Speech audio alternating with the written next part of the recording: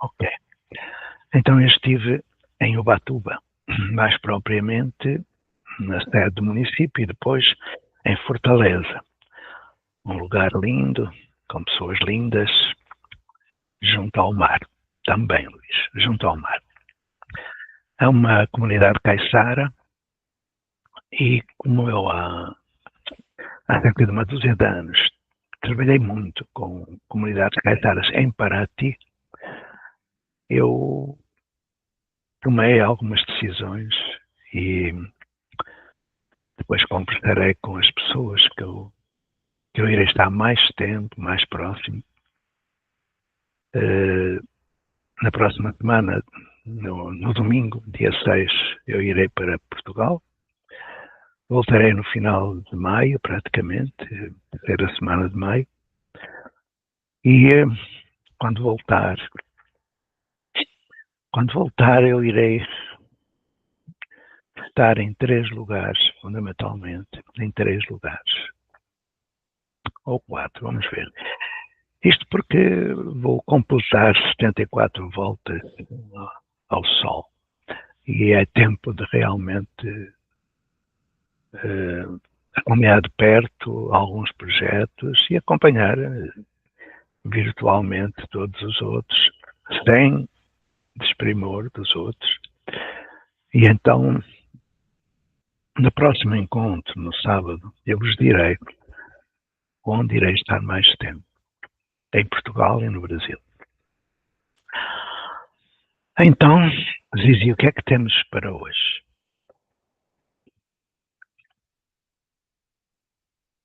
Pronto, Qual é o assunto básico? nós estamos falando na semana passada, inclusive, dialogando e investigando sobre como aprendemos. Então, estamos falando da prática de como aprendemos, na perspectiva de comunidade de aprendizagem, e apresentando as práticas com dúvidas, perguntas e partilhas para ajudar a fazer a construção nas localidades, a partir dos núcleos, a partir dos projetos, a partir dos protótipos de comunidade de aprendizagem. Então, estávamos dialogando sobre essas questões, né, de cada localidade, como está sendo essa prática, o que pode ser feito, e correlacionado nessa ligação do como aprendemos. Então, isso que nós estávamos trocando aqui, conversando. O como, quando me perguntam como, eu digo sempre, leva-me para o chão da tua sala de aula e vamos ver como. Mas esse como, se considerarmos a base teórica dos projetos, eles têm por referência básica uma proposta de um teórico que faleceu há cerca de 1 ano e meio atrás, Jerome Brunner. Ele fez a síntese de todas as propostas, de todas, desde o socio-interacionismo, bom, foi pegar em tudo o que havia para fazer uma síntese e eu proponho que partamos dessa síntese quando falamos o como, trata-se das teorias da aprendizagem. E o Jerome Brunner define 5 grandes princípios. Isto é para lançar um pouco a discussão. 5 grandes princípios. O princípio da significação, que é muito badalado na literatura pedagógica e antropagógica, que tem a ver com as propostas de Piaget, mais de Vygotsky até. Ou seja, se o objeto não for significativo, não acontece aprendizagem, não é? Isto leva-nos muito longe, eu só estou a dar tópicos, ok? E vou deixar-vos em paz para escutar a discussão. Depois tem o princípio da integração.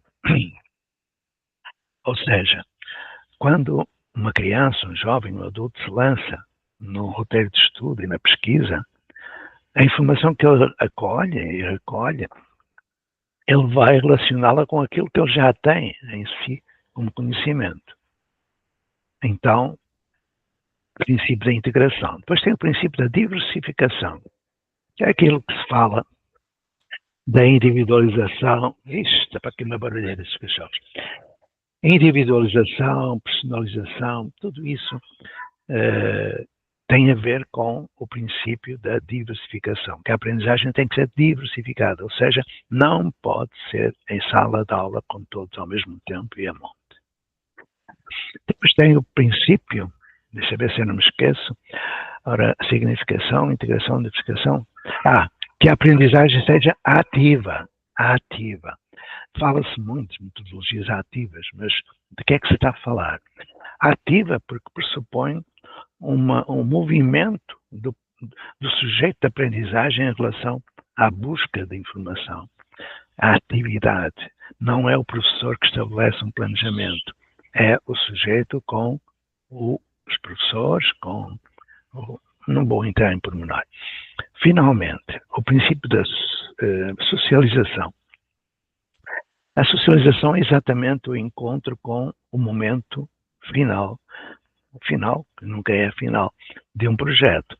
Quando a informação se transforma em comunicação, a comunicação é efetuada e o saber se transforma em ação, ou seja, competência, e é partilhada com aqueles que dela precisam. Socializado conhecimento. Resumindo, princípios gerais da aprendizagem de Brunner sobre escritos de Vygotsky e de outros que tais. Significação, integração, diversificação, ser ativo e socializadora. E por aqui vos deixo, porque cada um destes princípios dá lugar a várias teses de doutoramento. Estou brincando, mas o que eu quero é escutar aquilo que tu disseste, que cada um no seu espaço de trabalho, no seu lugar, no seu tempo, vai tentar fazer a seu modo a concretização desses princípios. E vou-me calar, que já estou a falar há muito tempo. Vamos lá. Matheus. Bom dia. Seguinte, ontem eu fui lá para o meu trabalho com a intenção de fazer uma assembleia. Meu objetivo era levar pautas de tempo. Então, que horas vocês chegam aqui? Que horas que vai ser o lanche? Que horas que a gente vai embora? Saber o que eles queriam fazer no espaço e organizar o tempo, né? E o espaço de forma que a convivência ali acontecesse de uma forma factível, né? Que desse para acontecer para todo mundo. Bem, foi um fiasco completo, não deu certo. Acabei fazendo a assembleia no final do dia, de forma espontânea, porque sobrou para mim, para eu limpar o espaço inteiro. Eu tinha que limpar o espaço inteiro. E eu achei injusto eu limpar o espaço inteiro sozinho. E aí eu fui fazer a assembleia e falei, gente, não tem condição. É justo que eu limpe o espaço inteiro sozinho? Nós vamos nos reunir aqui agora, todo mundo, porque num momento anterior eu tinha tentado fazer por sorteio. Falei, vai ser sorteio então. Unidunité Salamelingue, foi você. Aí o menino não quis não. Falou, não vou não. Não vou não. Não vou não. Não vou não. Aí eu, como é que eu faço agora, né? Aí eu chamei e falei, vamos à assembleia então. Eu percebi que naturalmente ia acontecer uma assembleia. Conduzi ela pessimamente, gritei, fui desrespeitado, subi o tom de voz, não foi de boa. Depois, no final do dia, eu pedi desculpa pro menino, né, pelo menos, né? E aí eu queria tocar no ponto de novo de comportamento. Quando você tenta organizar a convivência, e aí tem lá os capetinhas lá, como fosse o lixo da escola, como se diz na escola, a sala lixão. E aí eu queria escutar do amigo Zé um pouco mais de como que foi a experiência dele quando você, amigo Zé, ficou 2 meses na sala lá, do prédio lá no 2º andar, com aquela turma lá, altamente problemática. né? Eu acho que talvez escutando esse relato aí, outras pessoas possam tirar bom proveito, porque eu acho que esse problema de comportamento ele é bem generalizado, principalmente em práticas iniciais aí, galera que está botando a cara no negócio, né? Professores aí de turma, de sala de aula, sei que enfrentam muito esse problema. Então é isso aí, falei muito, foi mal. Tu não falaste muito, Mateus. Falaste aquilo que precisavas falar. Eu já escutei esse tipo de depoimento, deixa-me cá fazer os cálculos, em 50 e tal anos, talvez umas 10.000 vezes, mais ou menos. E tudo porque o erro não foi teu. Quizás foi meu. No dia que tiveste de limpar, a pergunta é porque é que tu tiveste de limpar? Nós falamos já aqui de grupos de responsabilidades. E falamos aqui de outra coisa chamada autoridade. Não autoritarismo, autoridade. No Japão, por exemplo, quem limpa os espaços são os alunos. Quem suja, limpa. Quem fazia a gestão da assembleia eram os titulares dos grupos de responsabilidades, que tu ainda não tens. E quando falas, aí está o primeiro erro. Tu estás sozinho. Tu estás sozinho. E já te disse várias vezes para não fazer nada sozinho. Não faças. Porque senão um dia destes vais desistir. Eu escutei muitas vezes colegas teus que me diziam: eu fiz assembleia, foi um fiasco, eles são ingratos, a gente dá a liberdade e eles não sabem, atacam-se uns aos outros, eu tive que gritar. Tudo isso que tu me falaste, eu já escuto desde a década dos 60. Há mais de 50 e tal anos. É verdade. E, portanto, aquilo que eu te recomendo são várias coisas. A primeira é que não faças nada sozinho. Nada. É preferível não fazer nada do que fazer sozinho. Cria o teu núcleo de projeto. Cria o teu ciclo de aprendizagem. Cria uma equipe. Ok? E aproveita 1 hora, 1 minuto, o que é que seja, num fim de semana, durante a semana, com a prática da tutoria, de 1 para 1 no início, só fazer com 1. Cada elemento da equipe de professores faz com 1. Se fizeres isso durante 1 mês, estarás apto para continuar, mas durante esse mês tens que estabelecer acordos de convivência e fazê-los cumprir. Porque não há capetinhas, eu sei o que tu queres dizer. Quando eu cheguei à ponte, a diretora perguntou-me se eu podia ficar com a turma do lixo. Tu ainda agora disseste lixo da escola. Não há lixo da escola. Se houver lixo da escola, o lixo é a administração educacional. Esse é um lixo. Ou os áulicos, ou coisa do género. Não crianças, nem jovens, nem muito menos professores. Então, trabalho de equipe, círculo de aprendizagem, roteiros de estudo, a par disso, definição de regras, e as regras surgem exatamente nas primeiras reuniões da Assembleia. Mas para fazer uma Assembleia, é preciso que as crianças e os jovens que vão fazer a Assembleia estejam preparados para fazer a Assembleia. Não é assim, olha, vamos fazer, mas não é assim. Mas mesmo quando tu propões, e há alunos que dizem, eu não vou, o aluno vai.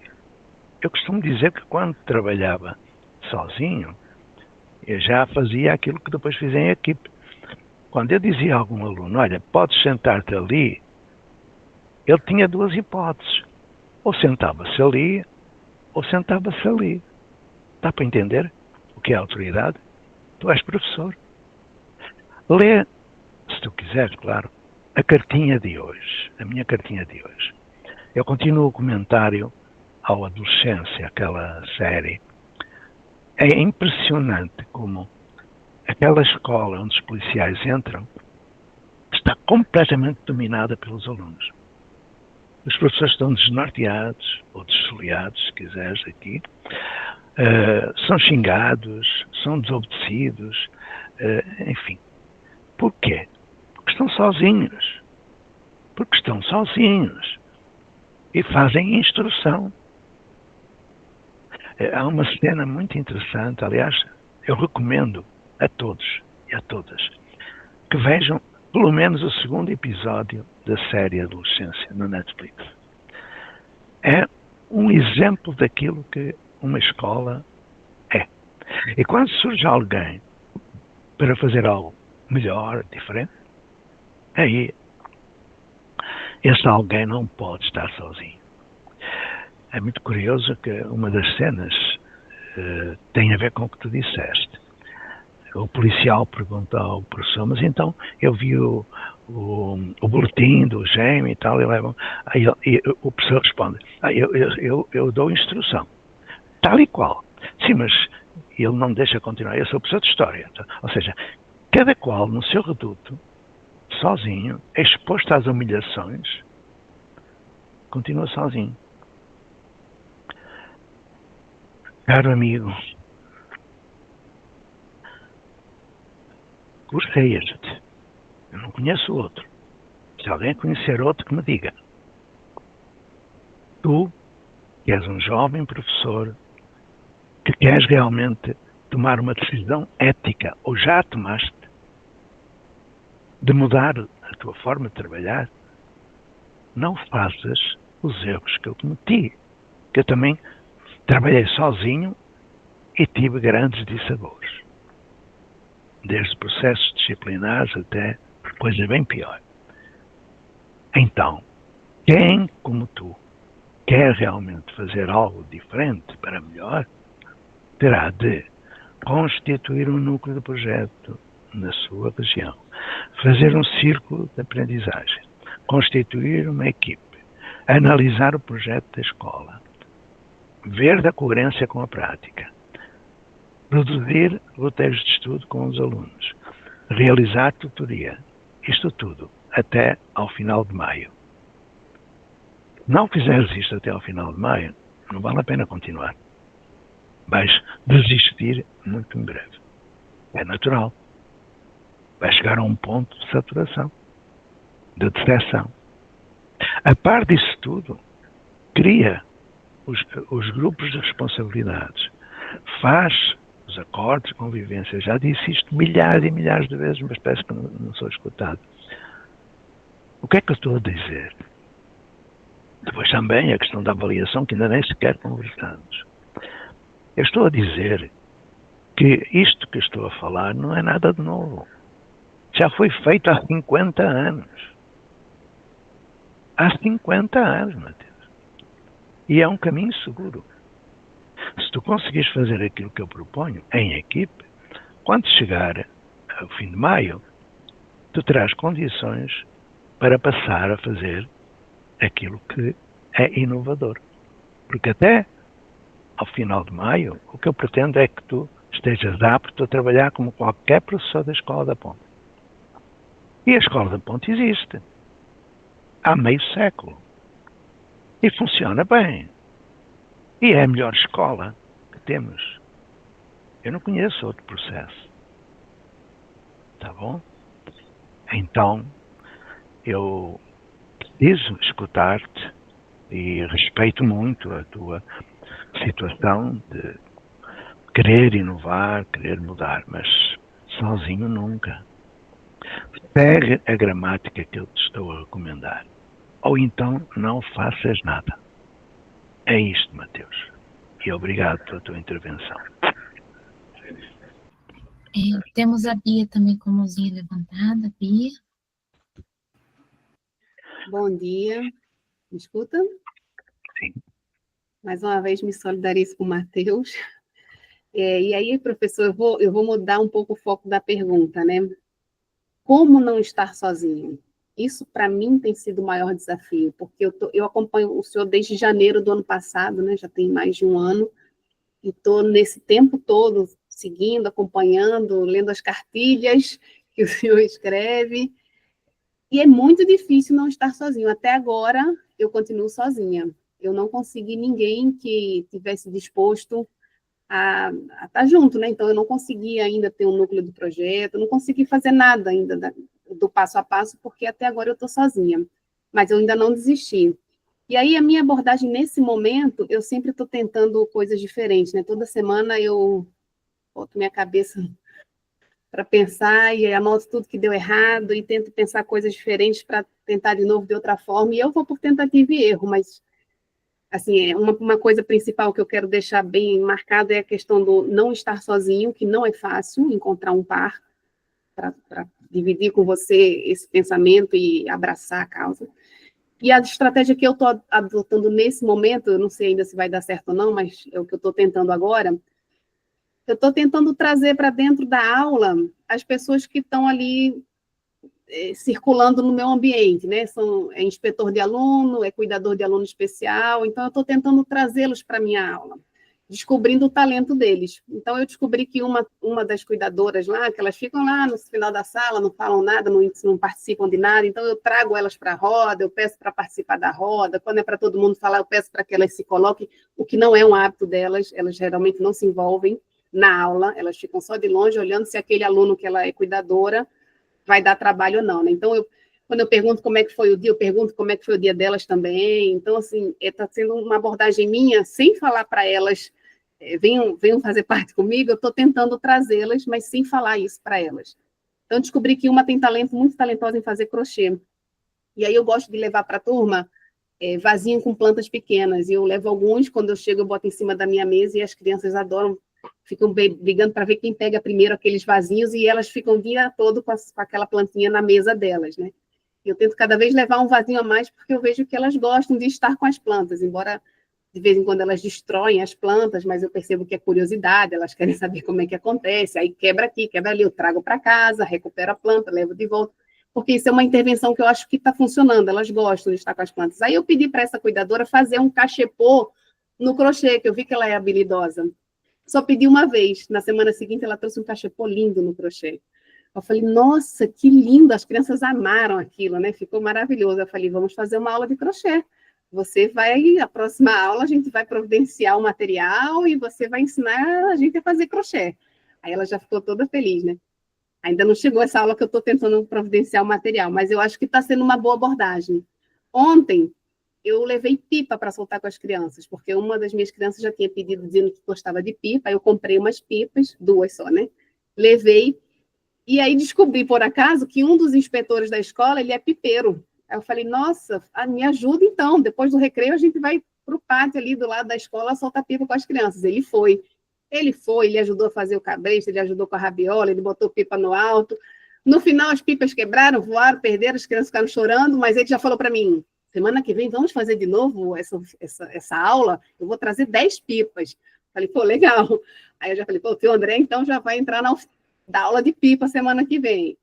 Aí o outro eu já descobri que ele é muito bom em xadrez, eu não sei jogar xadrez, não sei nada. Eu falei, vamos fazer então uma aula de xadrez. Então, dessa forma, eu estou tentando não estar sozinha, trazendo essas pessoas que estão ali na sala comigo, que geralmente não se envolvem em nada, mas eu estou buscando o que eles sabem fazer e estou pedindo para que eles liderem aquela atividade, né? Tentando mostrar para eles, sem falar, que nós somos uma equipe, né? Que nós somos um grupo. Eu não sei se vai dar certo, mas eu estou tentando por aí nesse momento. É isso. Muito bem, Bea. Eu, quando voltar de Portugal, vou tentar dar um saltinho a São Pedro da Aldeia.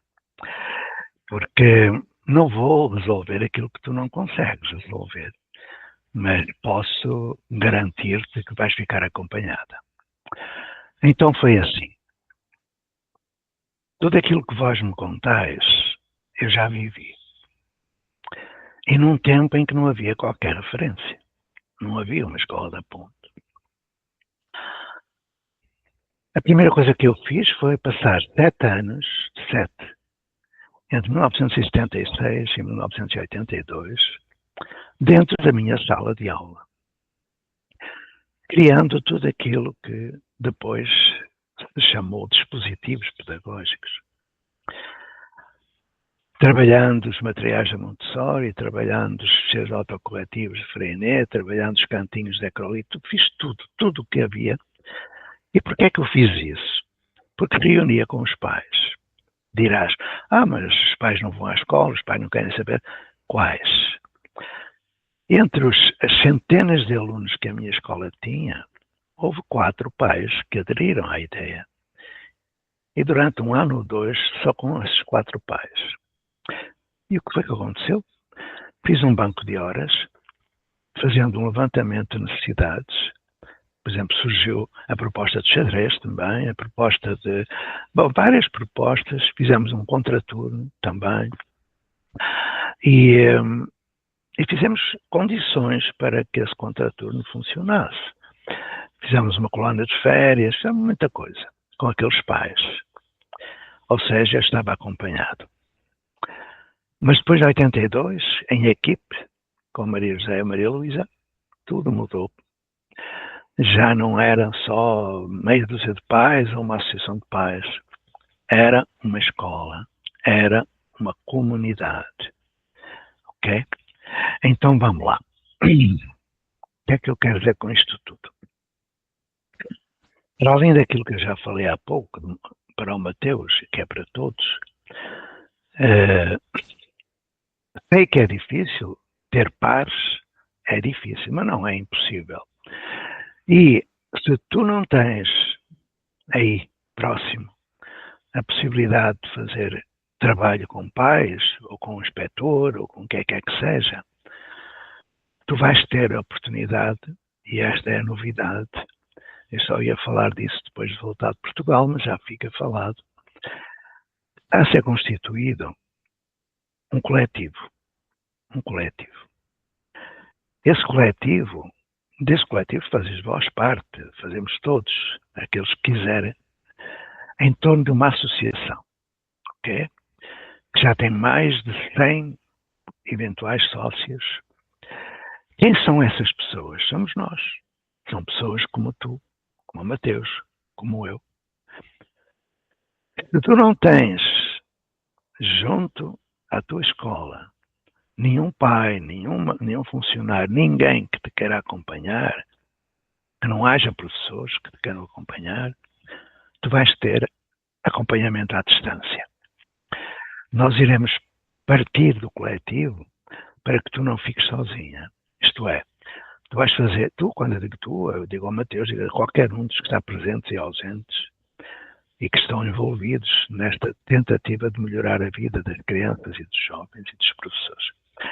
Tu vais fazer, como eu fiz, se quiseres, um mapa semanal onde vais colocar um banco de horas.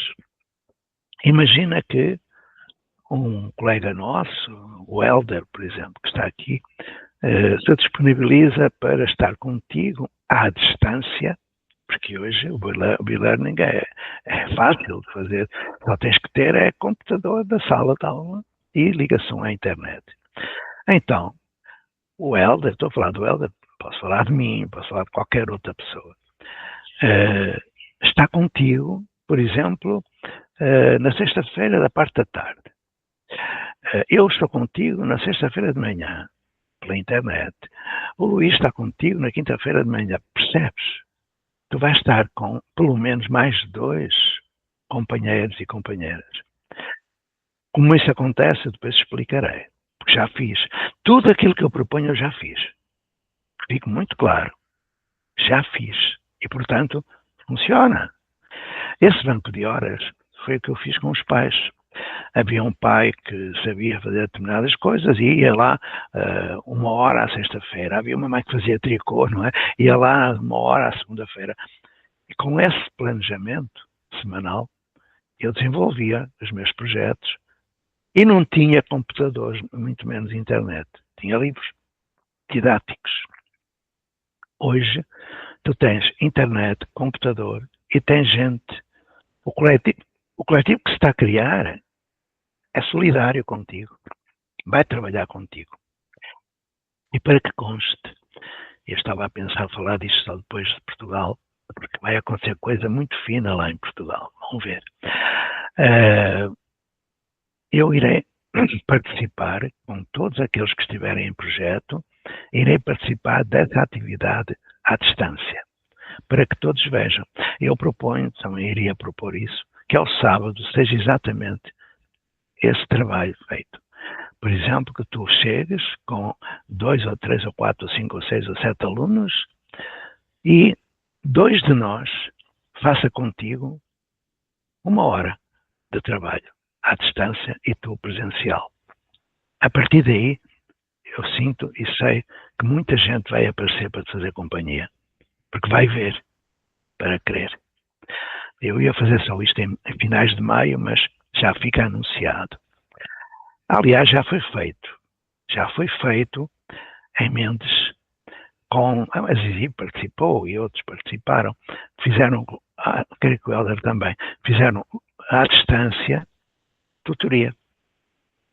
Foi lindo, ok? Foi uma experiência, como eu disse, já fiz, e portanto, agora trata-se de adaptar a cada local e pessoa aquilo que foi feito. Bea, sei que não dei resposta, mas também sei que dei um princípio de resposta. Peço, núcleos de projeto, círculo de aprendizagem, leitura de projeto, fazer isso. Sem isso não vale a pena. Depois o resto deixa que acontece, tá bom? E no sábado lá estaremos no Praticar Darcy. Vou lançar lá o livrinho, porque não há mais escolas como a Escola da Ponte. Eu já me estou a rir porque esse livro vai dar que falar. Vai dar muito que falar. Bea, Mateus, estamos juntos. Estamos no coletivo.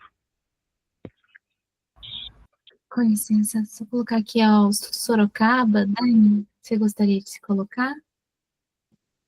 Oi, tudo bem? Gostaria sim, se for possível. Eu peço desculpas de não abrir o vídeo. Não estou podendo abrir, mas eu queria fazer uma colocação.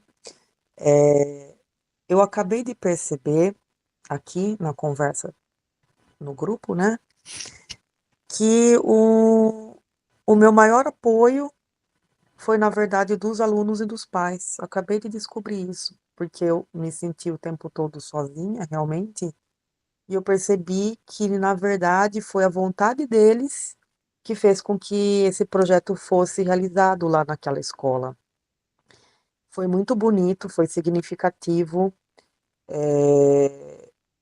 e eu contei realmente com a vontade deles de participarem. Como que foi essa minha experiência? Eu vou contar um pouquinho, porque talvez possa ajudar algumas pessoas também, né?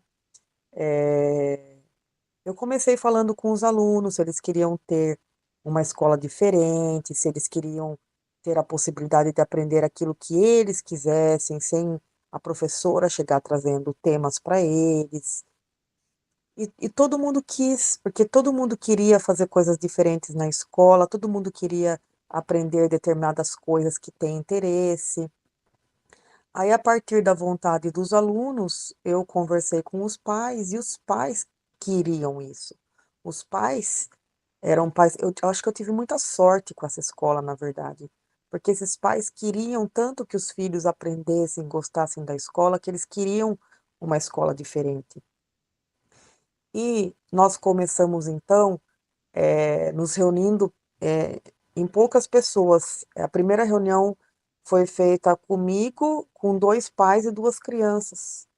E desse pequeno grupo saíram ideias que foram depois passadas para o grupo maior, e a gente começou a envolver todo mundo. Então, inicialmente, a carta de princípios, os valores, tudo isso foi desenvolvido com poucas pessoas. Aí foi ampliando, e aí a gente foi convidando os pais foram aderindo, e o que que aconteceu? Na verdade, esse trabalho, ele não foi desenvolvido em sua plenitude, ele estava no começo. Então, toda sexta-feira, a escola autorizou que fossem pais interessados na escola para fazerem a tutoria. Então, ali na sexta-feira eu tinha tutoria, e a sexta-feira era esse dia diferente. Então, ainda não eram todos os dias, a gente estava num começo, num processo de saber como ampliar isso depois, né? Então, toda sexta-feira nós fazíamos o que os alunos queriam. A gente dividia em grupos, geralmente eram 4 pais, então a gente dividia na tutoria. Eu acredito que era um pai para cada grupo 6 alunos, se não me falha a memória, e ali a gente perguntava o que eles queriam fazer aquele dia, cada grupo falava, eles votavam, eles decidiam juntos o que iam fazer aquele dia, e a gente cumpria aquela meta do dia todos juntos, né? E depois fazíamos apresentações quando tinha apresentação. Então, eles chegaram a desenvolver ideias de games, desenvolveram ideias de brincadeiras, fizeram teatros, fizeram coreografia de dança, fizeram música, aprenderam língua portuguesa, matemática, tudo a partir dessas ideias. Porque, por exemplo, professora, a gente quer criar um game. Como a gente vai criar um game? Vamos primeiro pensar nas ideias de regras desse jogo. Então, vamos colocar no papel, era um segundo ano, eles não sabiam ler e escrever direito. Aí fomos treinar a língua portuguesa para colocar quais seriam as regras. E nisso eu tinha aluno que se recusava a escrever no dia a dia, aluno que cruzava o braço e falava, não, hoje eu não vou fazer nada. E nesse dia, era o dia que o aluno fazia, o aluno participava. Então, a experiência foi linda, mas, porém, o sentimento de solidão sempre ficou. Por quê? Porque era o projeto da professora Daniela. Eu agradeço muito à Prefeitura de Votorantim por ter me permitido realizar esse projeto, porque se eles não permitissem, também não poderia. Eu estava no estágio probatório, não teria como eu, do nada, fazer sem autorização deles. Então, foi autorizado por eles a partir de uma palestra que o Pacheco fez lá na cidade, e eles tiveram interesse. Quando o Pacheco fez o convite para Votorantim, Votorantim abraçou a ideia. Eu fui uma professora que eu fui lá pedir para participar, fui autorizada. Então, assim, tenho que agradecer e agradecer a direção da escola onde eu estava, por quê? Porque apesar da direção ter todos os compromissos que não poderia estar ali na minha sala de aula, a coordenação, eles permitiram. Então, se não fosse por tudo isso, a gente não teria nem colocado pais dentro da escola. Porque, gente, é muito difícil numa rede pública você conseguir com que pais entrem dentro da escola. Parece uma coisa simples, não é? É dificílimo. Então, eu acho que esse passo que foi dado em Votorantim foi algo muito grandioso, porque nas escolas não é permitido o pai entrar assim, os pais podem entrar 1 hora, podem entrar. Não, não podem. Entrar da 1 às 5? Não, não podem. Então, quando eles permitiram que na sexta-feira esses pais participassem, isso foi muito grandioso, né? Em termos de rede municipal. Então, eu tenho que agradecer, mas o sentimento ficava. Por quê? Porque era o projeto da professora Daniela. E o que aconteceu? Aconteceu algo que eu não imaginava. Eu precisei exonerar e o projeto acabou. Então, as crianças que já estavam acostumadas a outra forma, eles já tinham isso, o ouvir o outro, o tentar deixar todos colocarem as ideias. Também não foi fácil no começo. Tinha criança que chorava, que queria que a ideia dela vencesse, mas o grupo tinha que conversar para falar, não, fulana, mas ó, você quer isso, eu quero aquilo, vamos entrar num consenso. Então, assim, teve toda a parte árdua também, é claro, né, de aluno que não entendia direito, mas isso foi sendo adquirido por eles. Então, a gente conquistou tanta coisa, e essa coisa, a minha preocupação era, quando eu precisei sair, puxa vida, eles já estão diferenciados, já estão num novo modo de aprendizagem, né? E isso, mas o que fica agora para mim é, essa semente está lá, né? A semente está lá no coraçãozinho deles, dentro deles, eles já sabem ouvir o outro, respeitar a opinião do outro, né? E aí isso foi o que eu pude fazer. Agradeço, desculpa aí que eu demorei um pouco.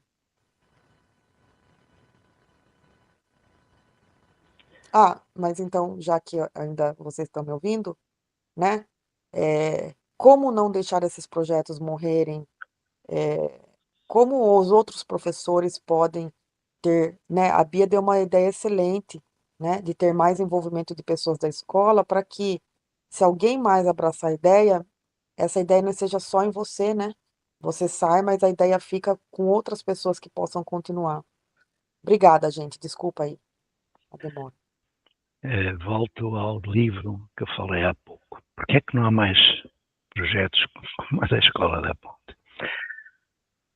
Foi bom que tu tivesses negociado pedido autorização para que os pais entrassem, pedindo autorização para trabalhar diferente. Foi bom. Isso também eu fiz, não é? Mas naquela altura foi-me negado. Estou a falar de há 50 e tal anos. Hoje não pode ninguém mudar, nenhum diretor, nenhum administrador, nenhum gestor pode negar. Nem tu tens que pedir autorização. Tu tens de cumprir o projeto educativo da escola. Só isso. É a lei da escola. Não é preciso pedir autorização. Mas eu pedi. Nós temos que perceber que fazer um projeto, começar um projeto é fácil. Aguentá-lo, muito difícil. Que desapareça é o mais natural. E perguntas como é que se pode assegurar a continuidade? Já dei a resposta. Cria um núcleo, cria um círculo. Depois, se alguém quiser acabar com o projeto, vai ter que explicar e vai ter que alterar o projeto. Não pode parar o projeto. Não pode parar. Eu vou dar outro exemplo. Quando algum pai, uma mãe preocupada me pergunta como é que pode melhorar a aprendizagem do seu filho, eu digo, vão à escola mais próxima, procurem um professor que não tenha morrido. Dá-lhe a mão. Como sai? O que é que eu quero dizer com isto? A escola não é o prédio. Quando tu falavas que não deixavam entrar os pais, não deixam, mas deixar entrar onde? Na escola ou num prédio? E mais, o prédio da escola é um espaço público. Ninguém pode proibir a entrada de um pai. Pode questionar a entrada de alguém alheio à escola. Isso sim, como os inspetores do Ministério e outros burocratas. Isso sim. Mas um pai pode entrar na escola porque a escola não é o prédio. Ai, há 7 anos que a Zizi me acompanha, eu acompanho a Zizi e falo isto todos os dias, toda a hora. Parece que não me escutam. Quando eu peguei num papelinho, perguntei aos pais aquilo que pretendiam e redigimos um projeto a partir de valores e princípios, o projeto Fazer a Ponte. A partir daí eu não tive que pedir nada a ninguém. Autorizações. Para quê? Então os pais entravam na sala e saíam da sala quando queriam e quando podiam. E participavam diretamente do trabalho com os seus alunos. E quando os pais não entravam, eu saía do prédio e ia ao encontro deles na comunidade. Qual é a dúvida? Então, Dani, infelizmente, em cada 1000 projetos que eu ajudei a fazer, 999 acabaram. Porquê? Porque não me escutam. Porque não fazem aquilo que a Ponte fez. Só por isso. Então, há 7 anos que a Zizi está aqui e outros, eu ouvi sempre a mesma coisa. E é uma pena que eu veja perder-se projetos como o da Dani, ou que possam perder-se projetos da Bia, de Mateus e de outros. É uma pena, é lamentável que isso aconteça. O que tem de fazer? Aquilo que eu proponho. Ou então, se houver algo melhor, dizem-me qual é a alternativa. Porque se não houver alternativa, o que é que estamos à espera para fazer aquilo que eu digo? Se vós tiveres um projeto da escola, um projeto educativo, ok? É só cumpri-lo. Se eu tivesse filhos neste momento em idade escolar, eu iria à escola mais próxima, pegaria no projeto e perguntaria como é que isto está a ser concretizado. Projeto escrito. E depois, como eu via que não havia coerência, que não há, aliás, os professores nem conhecem o teor do projeto, a maior parte, nem sabem o que está lá escrito. Eles dão aula, pronto. E que Deus lhes perdoe. Então, a partir desse momento, eu só digo à escola, eu quero isto para o meu filho. Porque os projetos são fantásticos, escritos, maravilhosos. É Piaget para um lado e Bigotes para o outro. Está lá tudo. Então, eu exijo isto. Mas nós não temos professores. Não tem, arranjem. Vamos ver se acabamos com a impunidade. Vamos ver se acabamos com o genocídio que continua, o genocídio educacional. É nessa disposição que eu estou aos 70 e tal anos. Espero que aqueles que são mais jovens também estejam. Não vale a pena fazer projetos quando eles vão desaparecerem em breve. Não vale a pena. Mas vale a pena fazer projetos. Ok? Basei aquilo que está no livrinho que eu vou lançar no próximo sábado. E em Portugal, vou lançar a partir do dia 7, que é o aniversário do meu amigo Luís. Mas está aí a Maria Antônia. Por falar nisso, estudos em Sorocaba. Eu estive muito tempo em Sorocaba, eu morei lá perto, em Vargem Grande, trabalhei muito lá com grupos de pais. E até com o secretário, era um homem na altura, isto em 2007, por aí, 2006, sei lá. Bom, Zizi, manda-me calar, senão eu nunca mais acabo. Então, só para fazer um complemento aqui às colocações do amigo Zé, né, que a gente está há 7 anos nessa formação das novas condições sociais de aprendizagem e educação, na construção da ARCA. Todas as informações e links estão aqui no chat, e eu gostaria de reforçar uma colocação que o amigo Zé está trazendo, quando ele fala de não fazer sozinho, que ele respondeu também, tanto para o Matheus, para a Bia, para a Dani, né, nesse sentido, é importante perceber que quando a gente constrói um núcleo, o núcleo são pessoas, isso é uma construção de relações humanas. Quando nós começamos um projeto, as pessoas ainda não estão dentro de uma construção, digamos assim, de vínculo, elas vão formando essa construção de vínculo. Entender, por exemplo, que o projeto, se ele fica centralizado em uma pessoa, como sendo a pessoa, o projeto que segura tudo e que mantém, com o tempo isso perde a força, porque se acontecer alguma coisa com a pessoa, ela tiver que mudar ou ocorrer alguma coisa, o projeto acaba morrendo. Então, justamente o núcleo, ele vai servir para essa construção, porque quando você tem um núcleo, você tem pessoas envolvidas nessa construção. Ah, mas é muito difícil construir um núcleo. É difícil construir um núcleo, mas depois que você constitui um núcleo, que são várias pessoas que se comprometem a fazer essa construção, aí você consegue, de fato, ter um projeto que ele pode durar 20, 30, 40 anos. Eu tenho projetos que já têm mais níveis de duração, por quê? Porque as pessoas estão comprometidas com esse projeto. Não é um projeto que foi feito por mim ou um projeto que foi feito pela pessoa. São projetos que foram feitos por aquela comunidade. E como fazer? Sugestão que eu dou para a Bia. Bia, faz o círculo de vizinhança, além das construções que o amigo Zé já falou, do mapeamento da comunidade, dessa construção, constrói os círculos de vizinhança, que são você pegar realmente as pessoas, como você está fazendo, as pessoas que estão nesse viés, para elas construírem junto, não só para fazer uma oficina, ou para dar uma aula, mas sim para elas irem assumindo essa construção em conjunto, para que elas possam fazer essa participação junto.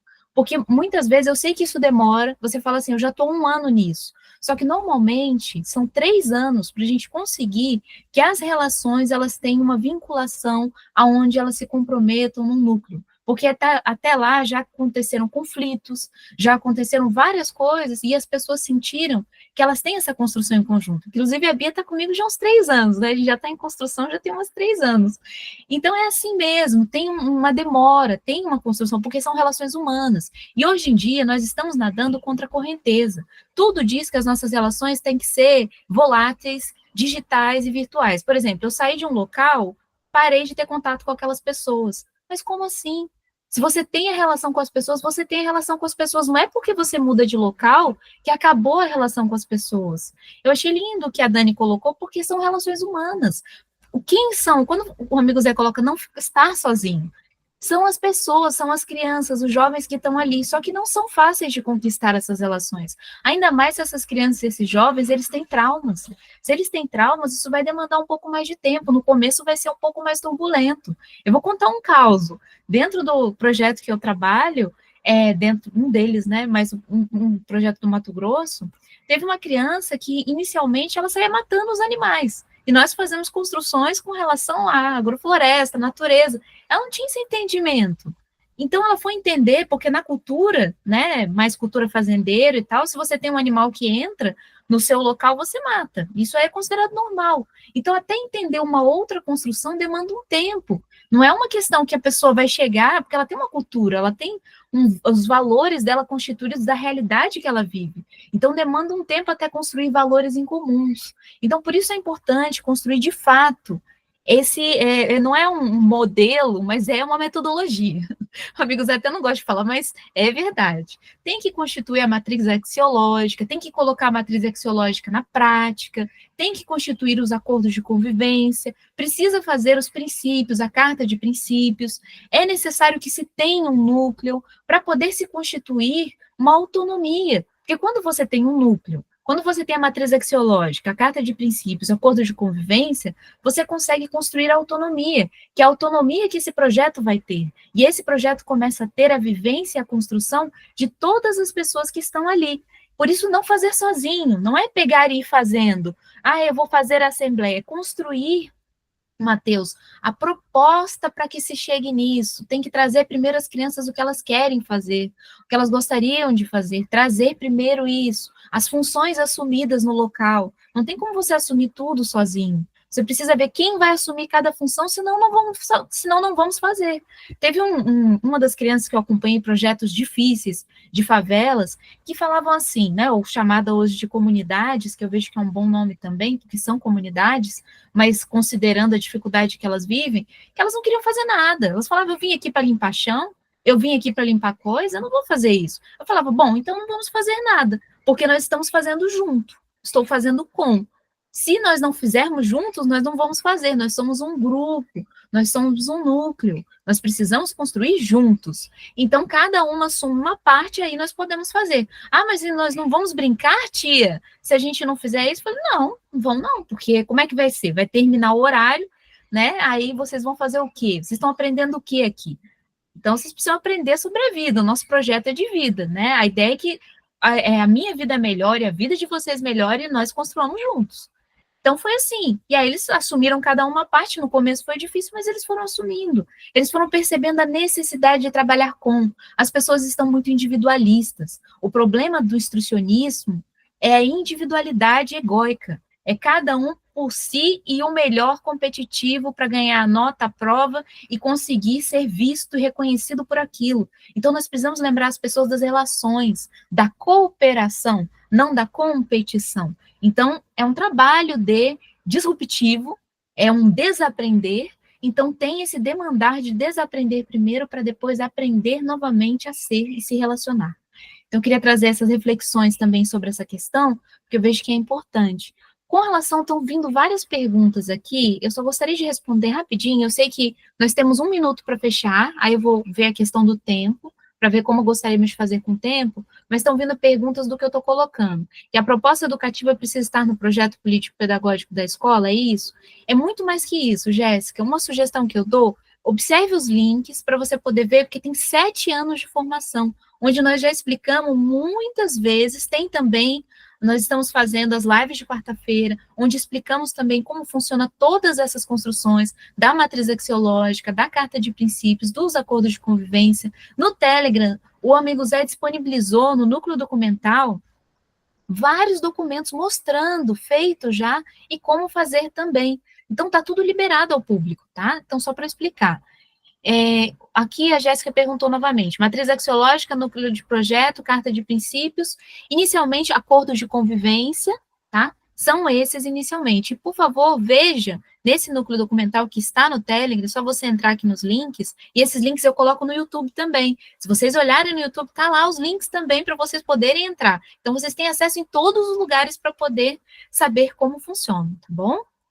Eu vou enviar novamente, mas era isso, só para exemplificar e explicar. Agora eu gostaria de perguntar, com relação, tem 2 mãozinhas levantadas, o nosso tempo fechou, como gostaríamos de fazer? Vamos acordar 5 minutos, ou vamos, tudo bem, acordar 5 minutos e ver e deixar algumas perguntas para a próxima semana? Eu sei que a Paula Gaspar tinha feito uma pergunta aqui no chat, e eu vejo que seria importante pela ordem e pelo tempo, ela responder, porque ela já perguntou isso às 10h39, 11h39. Paula, você quer falar, por favor? Porque eu acho que é essa pergunta que você quer fazer, né? Viva, boa tarde a todos. Eu ia questionar o professor José Pacheco se se por acaso, portanto, a vinda dele aqui à zona centro de Portugal, se também poderia contemplar a ida ao agrupamento nascente na Marinha Grande e, efetivamente, apresentar o seu livro. Não estamos a ouvir, professor. O microfone. Está previsto que eu vá a Leiria 2 vezes e, portanto, fala com o Micael, o amigo Micael, que está com o João a preparar toda esta viagem, e certamente que terei muito prazer em estar convosco aí no Nascente, contigo, com outras maravilhosas criaturas, está bom? Fala com o Micael e combinei o horário, o dia de eu estar por aí. Com certeza, com certeza. Muito obrigada. Nada.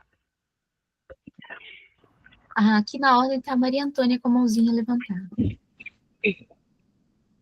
Oi, bom dia a todas e todos. Eu não vou levantar muitas questões, não, porque nem dá tempo, mas era só em relação à questão que o professor Pacheco levantou das escolas estarem livres para o ingresso de quaisquer pessoas, deveriam, mas pelo menos aqui na região, pelo menos aqui no Ceará, as escolas não ficam abertas, ficam com vigilante na porta e só entra se tiver permissão, em razão das violências.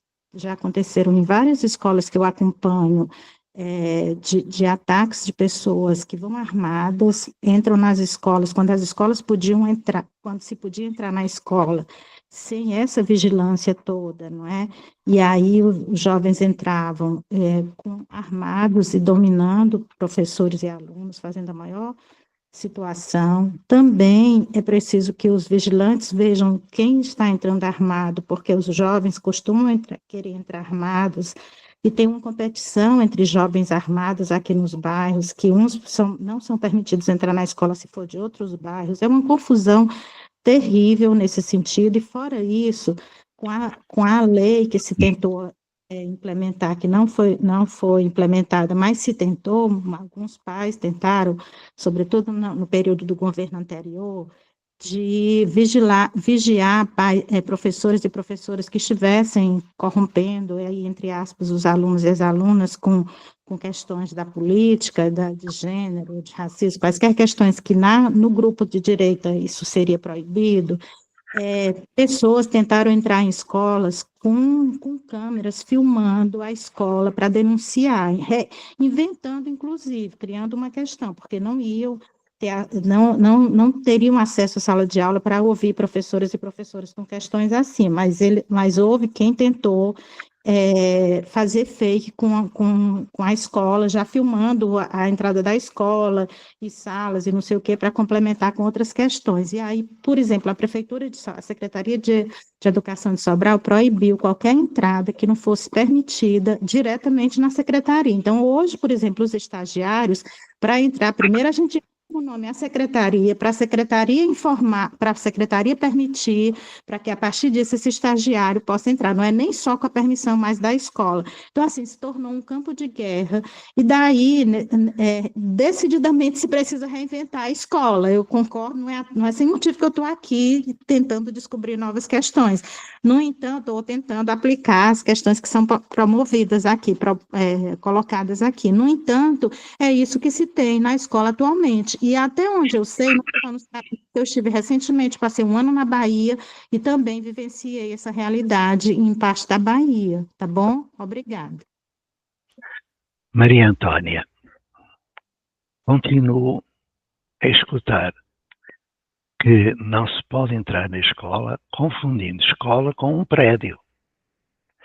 Mas mesmo o prédio, porque vou dar um exemplo, em 2002 e 2022 foram 50 pessoas assassinadas dentro das escolas, meia centena de alunos, professores e tudo mais. E essas escolas tinham vigilante, essas escolas tinham proibição de entrada. Não é proibindo que se vai resolver o problema da violência, muito menos da violência simbólica, dentro da escola e da sala de aula. Eu te compreendo, mas ter ou não ter vigilante, guarda, não vai resolver absolutamente nada. É como proibir o uso do celular, não vai resolver absolutamente nada. Proibições não funcionam como desenvolvimento humano. Então, a escola da ponte, ela tinha o portão aberto e muitas vezes nem portão tinha, entrava todo mundo, saía todo mundo. E nunca tivemos um caso de assalto, nunca tivemos um problema de violência. Porquê? Porque a escola não é um prédio. Escolas são as pessoas. E as pessoas se movimentam em diferentes espaços. E também dentro do prédio, se for necessário. Mas podemos voltar ao assunto, porque já milhares de vezes que eu já falei disto. Milhares de vezes. E parece que não sou escutado. Quando se fala em entrar ou sair de escola, estamos a falar de quê? É evidente que entra na escola, prédio, quem lá vai fazer alguma coisa de jeito, não é? Lógico. Mas o prédio não é escola. Quando é que nós metemos isto na cabeça? Muito obrigado, Maria Antônia, mas vamos pensar nisto. Eu agora acabei de falar e que já falei milhares de vezes. Deixa-me só acrescentar o seguinte. No Brasil, houve um dia em que eu não vou dizer onde foi, não vale a pena, eu ia a uma escola e a Secretaria de Educação tinha mandado um funcionário para a porta dessa escola para impedir que eu entrasse na escola. O que foi que eu fiz? Entrei na cidade, fui direto ao Ministério Público, e o Ministério Público telefonou para a escola e a pessoa do funcionário que estava lá saiu e eu entrei.